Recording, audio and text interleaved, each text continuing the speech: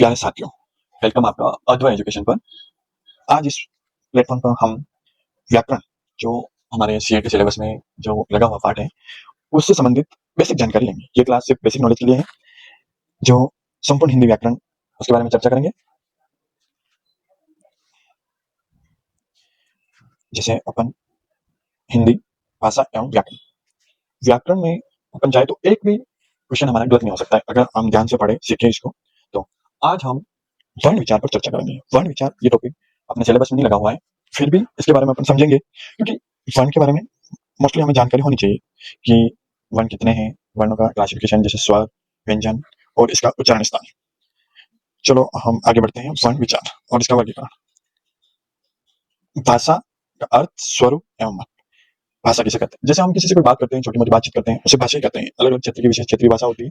किसी से हमारे कोई भी बात को किसी माध्यम से दूसरों को तक पहुंचाते हैं, उसे भाषा कहते हैं। भाषा वह साधन है जो अपने विचारों को बोलकर, या मुख भाषा भी होती है, उसके द्वारा हम दूसरों को व्यक्त करते हैं। भाषा मुख्यतः संस्कृत के पास धातु से उत्पन्न हुई है, जिसका अर्थ होता है प्रकट करना या बोलना।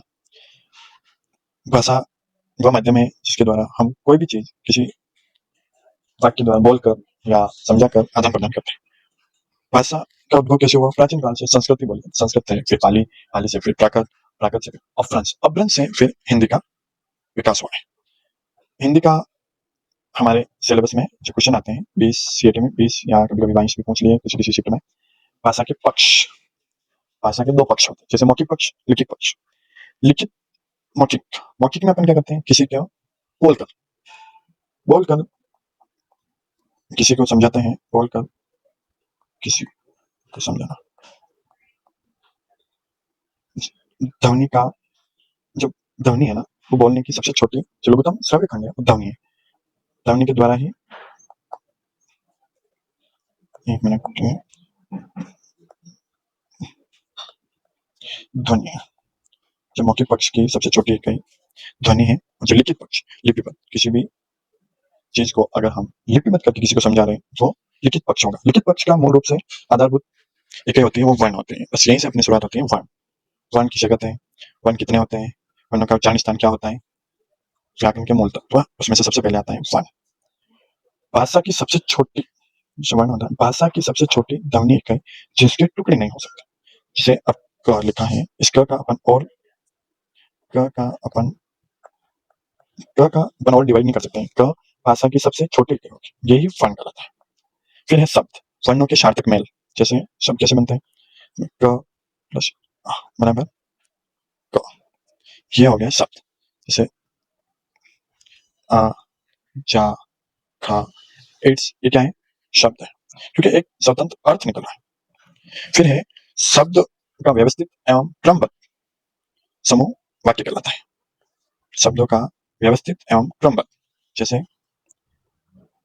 राम खेल रहा है, इसका एक निश्चित अर्थ निकल रहा है और एक व्यवस्थित क्रम है, तो ये वाक्य कहलाएगा। फिर अपन आगे बढ़ते हैं।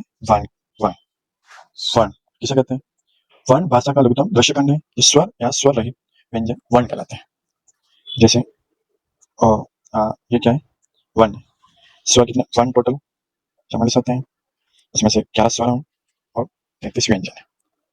इन स्वर और व्यंजन को आगे उच्चारण की दृष्टि से और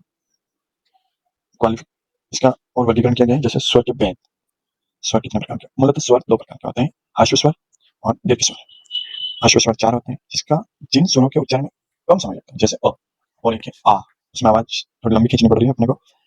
इनको बोलते देखो, जैसे अ, और एक है आ, तो इसमें अ बोलने से ज्यादा समय लगता है। जैसे अ बोल रहे हैं, उसकी अपेक्षा आ में ज्यादा समय, इसलिए ये दीर्घ है। आ, ई, बड़ी ई वाली, उ, ए, आई, ओ और औ, ये दीर्घ स्वर है। हाश्व स्वर 4 होते हैं और दीर्घ ये है। फिर मात्राएं। अब यह बात मैंने आपको पहले ही बताई कि स्वर 11 होंगे, और जो मात्राएं होगी ना, वो 10 होगी, क्योंकि अ की कोई मात्राएं नहीं होती है। अब अपन और आगे बढ़ते हैं। जैसे स्वर के भेद, मूलतः स्वर के दो भेद होते हैं, जो अभी मैंने बताया आपको कि लघु और दीर्घ। लघु को हाश्व बोलते हैं, दीर्घ। अब स्वर ओष्ठाकृति के आधार पर, स्वर के ओष्ठाकृति के आधार पर दो भेद किए गए हैं, जैसे वर्तुलित, वर्तुलाकार और अवर्तुलित। जैसे अपन ऊ को बोलते हैं तो अपने उष्ट की आकृति वर्ग के समान बनती है, इसलिए इसको वर्तुलित बोलते हैं। जैसे ऊ, बड़ा ऊ, ओ, औ और ये ग्रहित ओ। ग्रहित ये अपने अंग्रेजी वर्णमाला से लिया है, जो डॉक्टर ये वाला, इसमें ऐसे यूज होता है। अवर्तुलित में आ, ई, बड़ी, री, ए, आई। औदासी ने आपको बताया ये, और इसका कोई निश्चित औष्ठाकृति नहीं है। स्वर के जिह्वा के आधार पर, जिह्वा के आधार पर 3 प्रकार से बांटा है। अग्र स्वर जिह्वा के अग्रभाग से उच्चारण होता है, अग्र। ई, बड़ी, री, ए और आई। फिर है मध्य स्वर अ, इसे मतलब जिह्वा बिल्कुल इतना नहीं करती है। फिर है फर्स्ट स्वर, जैसे आ, ओ, उ, बड़ा ऊ, ओ, औ। ये है जिह्वा के पीछे के भाग से उच्चारण स्थान, जिह्वा का पीछे का भाग होता है वहां से होता है, इसलिए इसे फर्स्ट स्वर कहते हैं। चलो ये हो गया स्वर का वर्गीकरण। अब आते हैं अपन व्यंजन का वर्गीकरण। व्यंजन जो ध्वनियां स्वर की सहायता से बोली जाती हैं उसे व्यंजन कहते हैं, इसमें अ समाहित होता है। व्यंजन सबसे पहले अपन बताते हैं स्पर्श व्यंजन। स्पर्श व्यंजन 25 होते हैं, जो पांचों वर्ग होते हैं उसको स्पर्श व्यंजन कहते हैं। क, च, ट, त और स, प्रत्येक के 5 5 25। फिर होता है अंतस्थ, ये 4 होते हैं, य, र, ल, व, य, र, ल, व और उसमें श, श, श और ह। संयुक्ताक्षर 3 होते हैं, श, त्र और ञ। अक्षर क और श से मिलकर क, श बराबर अक्षर।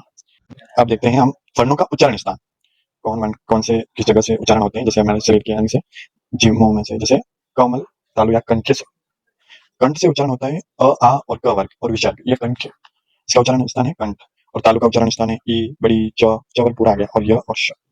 मुर्दा से मूर्धन्य स्वर, मूर्धन्य जो उच्चारण स्थान है वो री, मेन तो री है, री और ट वर्ग और र और तालु श, ये है मूर्धन्य श आ गया। फिर है दंत्य, दंत से त वर्ग और पूरा ल और दंत्य श। श तीनों पता है, एक तो है तालवी श, दूसरा है मूर्धन्य श और यह दंत्य श, का ध्यान रखना, अपने को पूछ सकता है। फिर है ओष्ठ, उ, उ, प, जैसे प को हम बोलते हैं प दोनों ओठों से, तो ये ओष्ठ हो गया। फिर है नासिका, नासिका से जो पंचम वर्ण होता है वो नासिका होता है, और ये अम। और कंठ तालु ए आई, कंठोष्ठ्य ओ औ और दंतोष्ठ्य व, ताली जीवा ह, ह। ऐसे मतलब अचानक से श्वास बंद के लिए ह। तो अनुनासिक ध्वनियों के उच्चारण में उच्चारण स्थान के साथ साथ नासिका का भी योग रहता है, उसे नासिका कहते हैं। जैसे अब आगे हम देखते हैं उच्चारण प्रयत्न की दृष्टि से व्यंजनों के 8 भेद।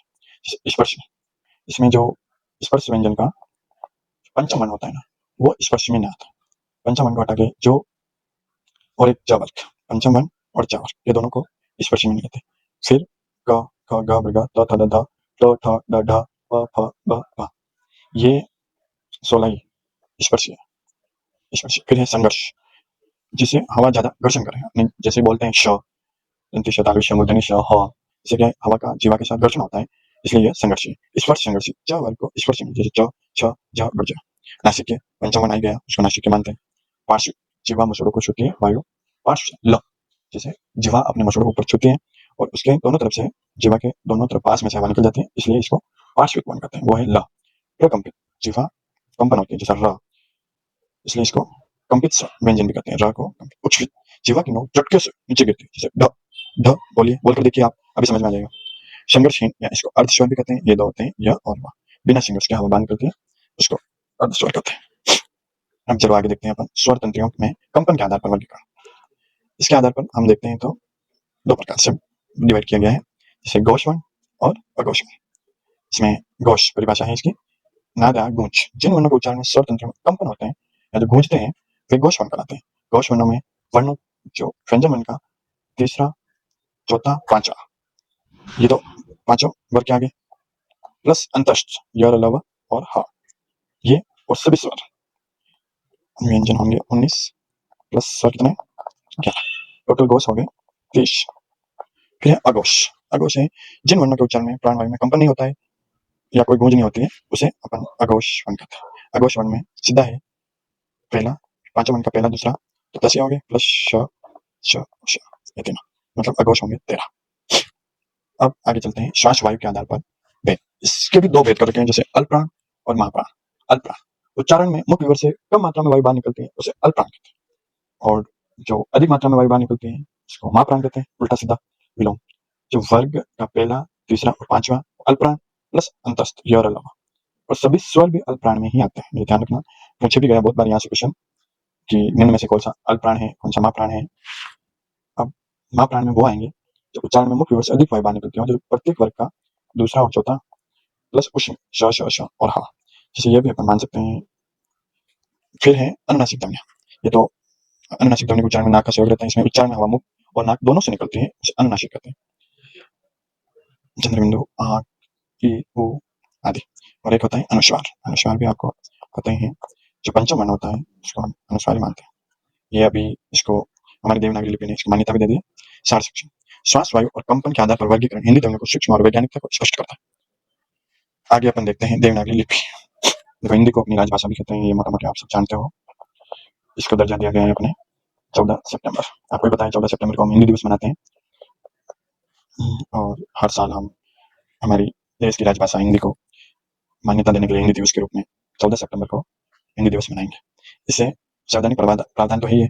भारतीय संविधान में हिंदी को भारतीय संघ की राजभाषा स्वीकार किया है और इसकी लिपि देवनागरी लिपि। फिर है भारत सरकार के शिक्षा मंत्रालय के अंतर्गत केंद्रीय हिंदी निदेशालय द्वारा भाषाविदों, पत्रकारों, विद्वानों के सहयोग से देवनागरी लिपि व हिंदी वर्तनी का मानक रूप क्या दिया गया है। यह स्वरूप है आधिकारिक तौर पर सर्वत्र मान्य है। देवनागरी लिपि का निर्धारित मानक रूप में जो भी अपने पढ़ा है यही है। अभी 2025 में इसको भी एक बड़ा को भी मान्यता दे दी गई है अपनी ही देवनागरी लिपि में। क्या स्वर मात्राएं 10 होती है, अ की कोई मात्राएं नहीं होती। अनुस्वार पंचम का बनता है। विसर्ग, अनुनासिक, व्यंजन 33 होते हैं। संयुक्त स्वर, अक्षर, त्रैगुण्य और श।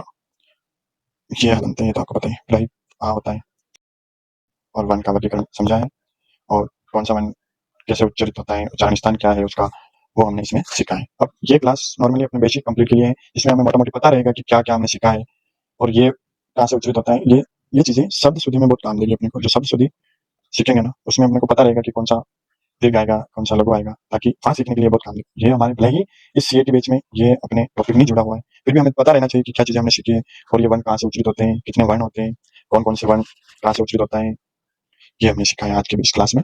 अब बाकी का नेक्स्ट क्लास में देखेंगे। सभी सीएटी के एक बेसिक नॉलेज के लिए हमें ध्यान होना चाहिए, क्योंकि ये अपने कोर्स में नहीं है, फिर भी हमें मोटा मोटी ये ध्यान होना चाहिए कि भाई आगे हमारे शब्द शुद्धि कैसे करनी है, कैसे शब्द सही होंगे, कैसे कहाँ इसका यूज होगा, क्या उच्चारण स्थान का ध्यान रखना है, कौन से वर्ण कहाँ आएगा, कौन सा वर्ण दीर्घ आएगा, स्वर आएगा, कहाँ हलंत आएगा। ये चीजें हमें आगे संधि, समास इनमें काम आएंगे। जैसे ही ये क्लास खत्म होने के बाद हम एक दूसरी क्लास डालेंगे, जिसमें अपना सीएटी का कोर्स जो टॉपिक हमारे सीएटी में लगे हुए हैं वो पढ़ाएंगे और उसके बारे में अपन सीखेंगे। धन्यवाद। लाइक करें, शेयर करें और सब्सक्राइब जरूर करें। धन्यवाद।